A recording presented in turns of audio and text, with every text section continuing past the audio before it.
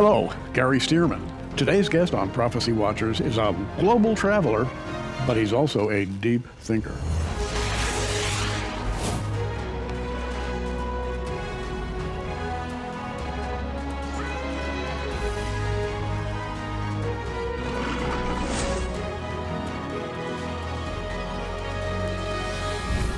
And that deep thinker and global traveler is Tim Alberino. And Timothy, it's good to see you again. Very nice to be with you again.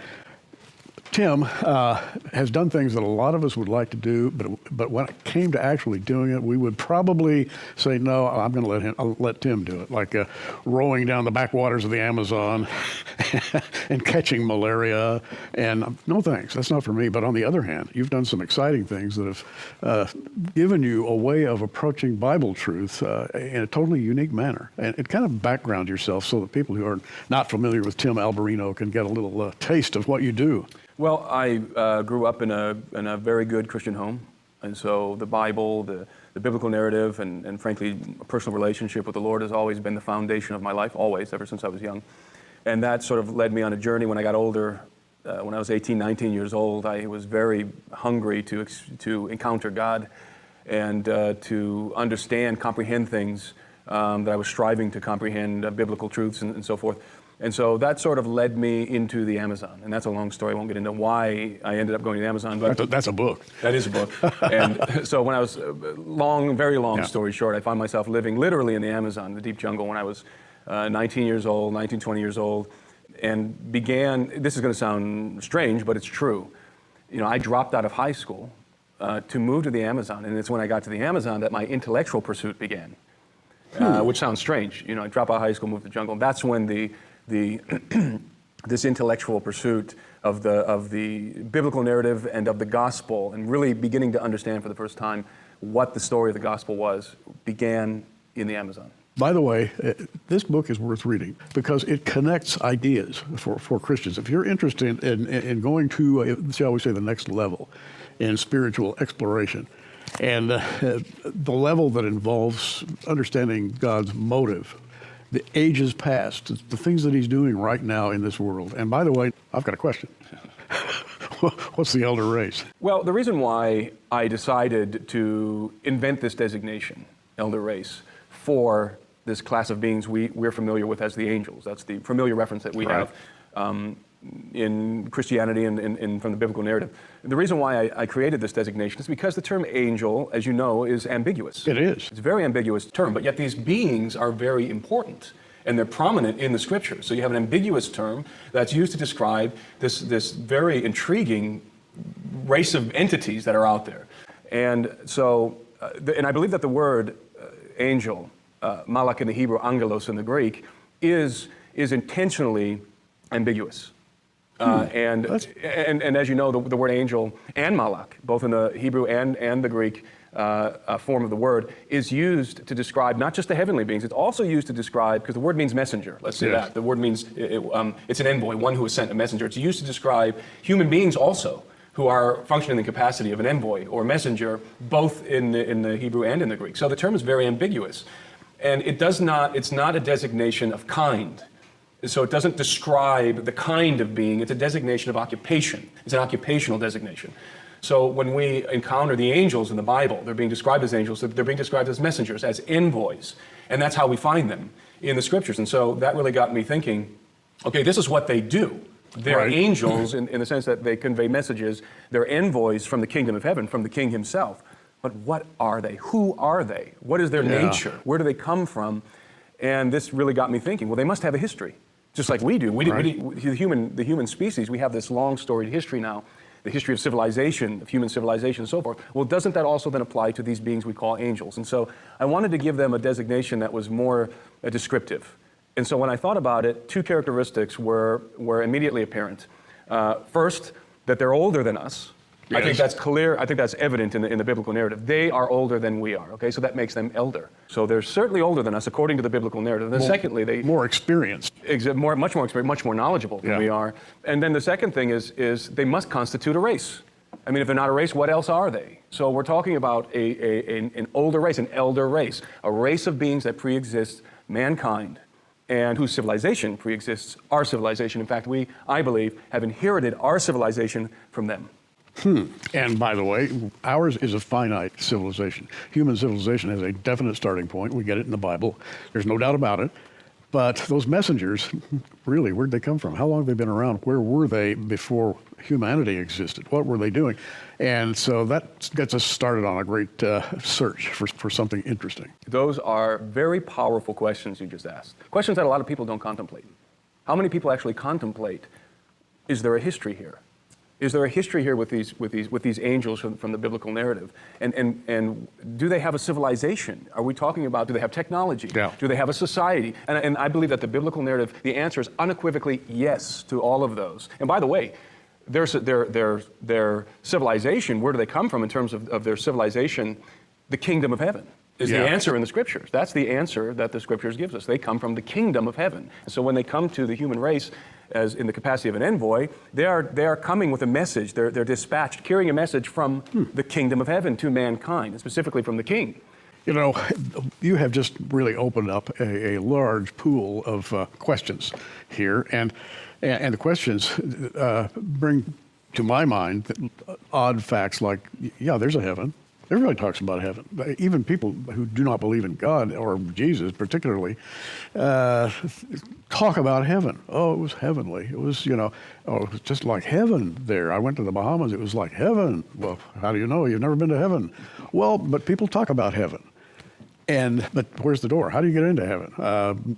Nobody I know has ever been there. So this book, and the reason I'm going through this exercise is because this book kind of takes you through the door. Yeah, heaven. This place, heaven. It's a locality. It has an address somewhere. It isn't just this abstract, ethereal thing. It's an actual place. Right. And so the question then becomes. And by the way, when we talk about heaven, we're also talking about the Father's house. This is how it's described in the scriptures. Jesus describes this as in my Father's house are many mansions. Right. So this is a place that has locality, and in the book I postulate a new theory that new for me. Perhaps it's floating out there somewhere, but I postulate in the book, and I may or may not be right. It's just kind of an intellectual exercise that I do in the book. What if the Garden of Eden in paradise wasn't actually on earth? What if it was the gate to paradise that was on earth? And so I believe that Adam had access to the Father's house in the beginning, and I believe, and again, I could be wrong, but as an intellectual exercise, I go through this in the book. What if paradise is heaven, and that the gate to paradise was on earth? The gate to paradise was on earth, and it functions as what's known as an axis mundi. That it's an entranceway into another realm, rather than that place actually being on the earth. Instead, the gate is here. And furthermore, and this is kind of giving away the punchline to that thought. Furthermore, I postulate that gate was actually located on the summit of Mount Hermon, and precisely the place where we find the watchers coming to the earth through the gate on Mount Hermon. So I think that Adam had access to that gate in the beginning until he was shut out. Now, hold that thought. While you were talking, I was thinking about our magazine, the Prophecy Watcher, and from time to time we have guest authors like Timothy and many others, and the subjects upon which they write are just very close to what we're talking about today. We like to go a little deeper than others might. And here's how you can get your subscription to the Prophecy Watcher. Each month, the Prophecy Watcher magazine arrives in thousands of mailboxes all around the world. Our newly expanded 48-page magazine features cutting-edge articles written by the top prophecy experts, writing about things you may never hear about in church. Examine the giants of Genesis 6, the future wars prophesied for Israel, the rapture of the church, prophecies about the Antichrist and the tribulation, the rebuilt Jewish temple, the book of Revelation, transhumanism, artificial intelligence, and so much more. You can subscribe to the digital version of the Prophecy Watcher for $20 a year. Subscribe to the print version for $30 a year. Or for a very limited time, we're offering a lifetime subscription to either the digital for $100 or the print magazine for $150. It's the gift that just keeps on giving. Call the toll-free number on the screen or visit our online bookstore at prophecywatchers.tv to take advantage of this limited time offer. Well, I hope you'll take advantage of that. And while we were gone, I was thinking of another question. Because I'm thinking of the gate at the Garden of Eden that was guarded by a couple of cherubim, which means that if it had to be guarded by cherubim, maybe it took you into a different dimension when you went through the gate. I can't imagine that the cherubim are guarding entry to the paradise of God against Adam and Eve and his offspring. It seems to me that the cherubim and the flaming sword and so forth are actually prohibiting entry of somebody else and something else, perhaps the devil and his angels from gaining access to paradise. That would seem more appropriate, because I doubt that Adam and Eve and their offspring could even see the gate anymore, or we certainly can't. We don't have access to it anymore. So there's something very interesting going on there. I think is more there than we originally think. There really, really is. You know, we read about those goings on. For example, in the first chapter 1, first chapter of Job, there's a meeting between Satan and a group of angels and God. And it's obviously a seminar. You know, sit down, we're going to have this long discussion, we're going to ask questions. And the whole book basically is a series of questions about what did God do and why did he do it, and why did Satan essentially object to what he was doing. And it's kind of a seminar. Mm-hmm. And I should say that Job was the seminar, and someday I'm going to meet that man and ask him a couple of questions. But until then, and your book, when I read your book, it puts me in that frame of mind. Mm-hmm. It takes me to places that I really want to go the next step, and that's what I like about it. I appreciate that, and you know, and really, while I was writing this book, I was forced to, instead of just kind of superficially glossing over certain topics, I was forced to dig deeper into them, because I'm a very practical person. And my mind is very, I like sequence. I like things in sequential order, and I like to think as logically and rationally as I can about things. And when you begin to unpack some of the things that we're talking about, so many Christians, I believe, have a belief in the scriptures, they have a belief in the biblical narrative, and obviously belief in Christ. But there's almost like there's a curtain between this physical reality that we are experiencing right now and the reality of the biblical narrative as it pertains to angels and so forth, and this other realm that we find interacting with our realm continually throughout the biblical narrative. Right. It's almost like there's this curtain there, and everything on the other side of that curtain is just fuzzy and abstract and intangible. When I think that in reality that's not the case. I believe that on the other side of that curtain, things are much more tangible than we can imagine, and real and physical and so forth. And it just, when you begin to unpack things, like you begin to think about the angels as a civilization, yeah, it becomes palpable now, because now you're talking about things that we're familiar with. You're talking about language and knowledge and history, technology, the kinds of things that we think of as human, when in reality, those concepts predate us. Even the concept of government, the concept of society itself, and all the things that go with society, like armies and governance and judicial system. That's all predated us. The black market. That's what came to my mind, believe me, because you mentioned Mount Hermon and the fallen ones who came down through that perhaps gate at Mount Hermon, and they came selling accoutrements. That's right. The weapons of war. That's right. And whatever else you wanted to buy. So they were kind of black marketeers. You know, and that's really interesting. I really thought about the Watchers and that whole scenario, and some things occurred to me, some interesting things that I detail in the book. But, you know, the Watchers, what they did was not haphazard. They had a plan. And this was a very well thought out plan, because they knew that when they were going to descend to the earth, that they were committing a grave transgression. That's why they bound each other by an oath. Look, if one of us is going to get in trouble for this, we're all going down together. That's it. Because they knew the gravity of what they were doing. And what they were doing was, as I said, extremely calculated. And when they came down to the earth, they didn't just descend into the plains around Mount Hermon and begin to, you know, take women at will and rape them. No, what they did was they married them. They married these women. They took them as wives. And so what I see happening here, and again, what I detail in the book, is that there was a transaction that took place, because the book of Enoch, which your viewers are probably very familiar with, in the book of Enoch, it talks about that the Watchers taught mankind the secrets that they were striving to learn. So the Watchers knew, and you talk about the black market, this exchange of knowledge, they already knew what mankind was trying to learn, and so they came down with a bargain. We're going to give you the knowledge that you're striving to learn, and what do we want in return? We want your daughter's hands in marriage. In return. And so there was an exchange, technology for the daughters, and I believe, and this is my postulation, the daughters of Cain. And I talk about why I believe it was the daughters of Cain, you know, the line of Cain, not specifically the daughters of Cain, but the line of Cain, the women in the line of Cain. So the Watchers made a transaction. Here's the knowledge. You give us your daughter's hands in marriage, legally, give us your daughter's hands in marriage. And what came of this transaction was, of course, they wrought great destruction in the earth and the giants and so forth. But there was a transaction that occurred, and it has to do with the human birthright. What you're doing is making real that which is kind of a fuzzy, ill-defined history. The universe as seen from our side of the curtain. And you put things together, and as you get toward the end of the book, things get very much clearer, and you make a couple of postulates there. So let's go a little farther. Okay.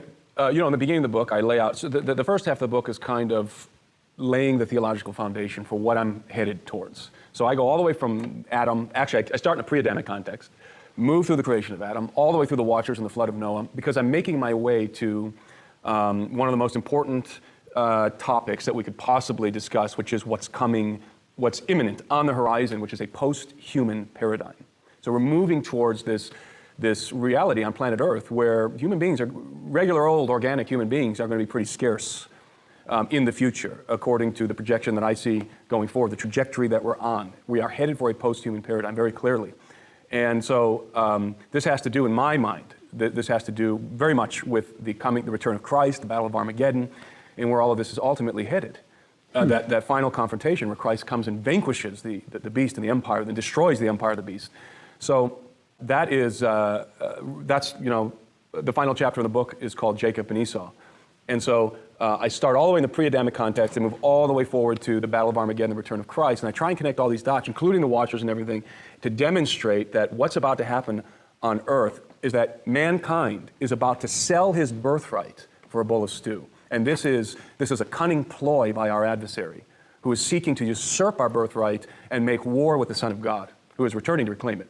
Well summarized. And hold it right there, because this is the book by Timothy Alberino. It's called Birthright, and we're going to pause here and let you know how you get this book, not only this book, but a bonus set of DVDs. I think it's safe to say that Timothy Alberino has spent more time than most exploring God's plan for the future of humanity. Tim's book will be a breath of fresh air for those of us who want to understand the mysterious things that have occurred in the ancient. And just kind of imagining where you went to pick this up and how you connected all these ideas together. I did read the book, and the last chapter, you sort of go elsewhere in that last chapter, into another world. And let's go there for a moment. Where was your mind when you were putting that together? Well, the thread that you can follow from beginning to end in this book is the gospel of Christ. Right. That's really the main, primary, and most important theme that is being traced through the ages, through this book from beginning to end, from pre-Adam to Armageddon. And so the final chapter is about the return of Christ and the dynamics that are happening on the earth when he returns, from my perspective, and I believe from the biblical perspective. And it's really a dystopian nightmare that we're going to be experiencing on earth directly preceding the return of Christ. And so the last chapter just describes what's going to happen when humanity arrives at this post-human paradigm, which is what I call a new golden age. It's the resurrection of what I designate as the empire of the gods from the old world. In other words, it's a time in which there's great corruption in the earth, just like in the days of Noah, as Christ referenced when talking about the end of the age. So that's the final chapter. That's really the crescendo of the whole thing, and it's really good news because Christ is victorious and he crushes the empire of the beast. And thousands of people, maybe millions, on horses, and our Lord on a beautiful horse, leading an army, and these massive battles going on. And you try to get your head wrapped around all that. Yeah, and I have a different perspective because than most people. I should say I have a different view of what that battle is going to look like, because I talk about, I believe that the armaments that are, and here's a question to express what I was about to say. Here's a question that I always used to think when I was younger, and this is one of those things I really started to contemplate when I was in the Amazon. I had a lot of time thinking in the Amazon. What kind of weapons do men bring in a war against God? Because this is where it's headed. We all know that because Armageddon isn't just a war against Israel. Armageddon is a war against God. And we know that because of Psalm 2. I believe Psalm 2 is depicting this final conflict between man and God. And of course, man being led by the beast and the dragon and so forth against God and the powers of darkness. And Psalm 2 is, why do the nations rage and the people plot a vain thing? And the kings of the earth and the rulers are basically conspiring against the Lord and against his anointed son, right? And so this isn't just a war against Israel. This is a war against the Father and his Son. And so what kind of weapons do you bring when your intention is to go to war with God? And that's a very interesting question, and I try to answer it in the book. And you got to read the book. It's called Birthright, Timothy Alvarino. Tim, the clock disappeared during this interview because I'm really interested in what you have to say, and you're going to have to come back and talk with us some more. Absolutely. I'm Gary Stearman. Hey, you keep watching.